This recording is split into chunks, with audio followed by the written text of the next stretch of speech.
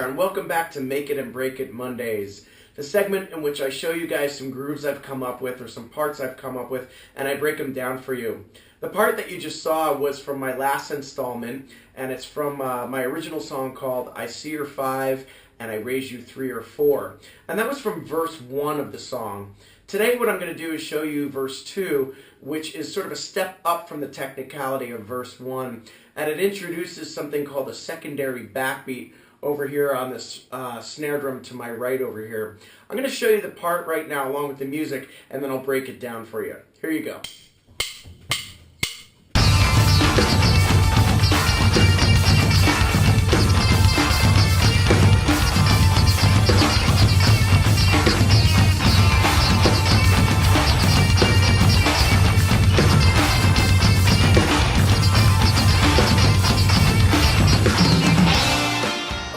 Break this part down for you, and I realize there's a lot going on, and sometimes it's really hard to keep track of playing this while the music is going, but in order to keep in line with the title of the song, which is called I See Your 5 and I Raise You 3 or 4, it's a song that consists of either multiple meters in 3, 4, or 5, or polymeters or rhythms happening at the same time that are in 3, 4, and 5. Now the verses of this song are more the polymeters part of this, where it's all existing at the same time.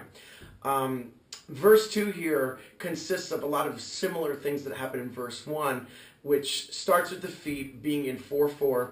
It's a 16th note pattern that the first 3 16th notes are on the double bass, and the last one falls on the hi-hat here with the left foot and the tambourine, like this.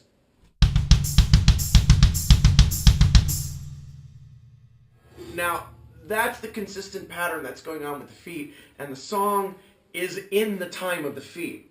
Now, where it gets polymetric is what's happening in the hands.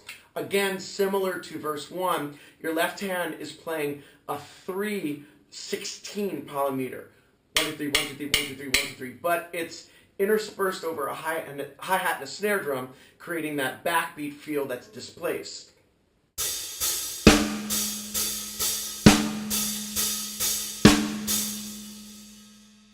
So the song is not in the tempo of that. It's in the time of the feet. Now, to make matters worse here, what I'm playing is a 5/16 pattern in my right hand, and the guitar is double with that. But in verse 2, what I did is every other downbeat of the 5/16, I trade off between the floor tom and this secondary snare drum, creating this idea of the secondary backbeat. It sounds like this.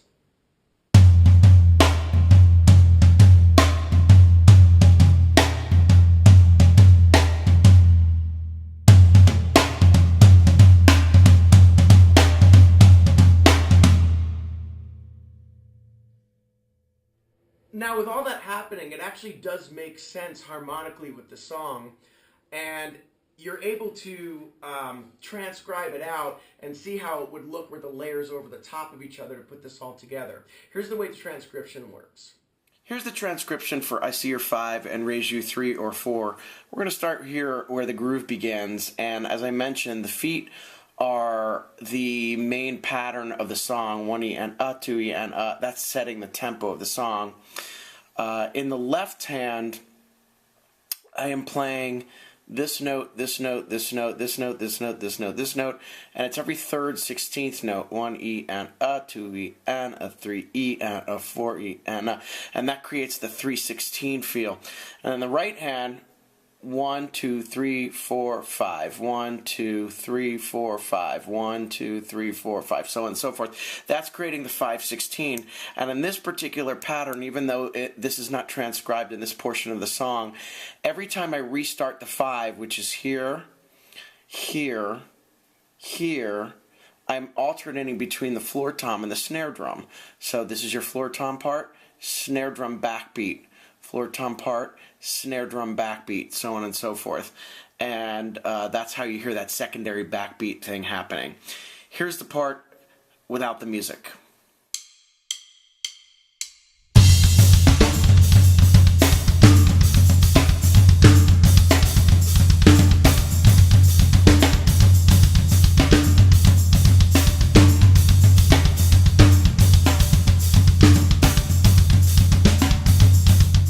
that there is verse 2 of my original song, I See Your 5 and I Raise You 3 or 4. I'm still in the process of recording my first original CD, but I promise that it's going to have some great things on there for all drummers and all musicians as well. Stay tuned to my artist page for much more news coming up, and I will see you guys next week in another installment. Take care.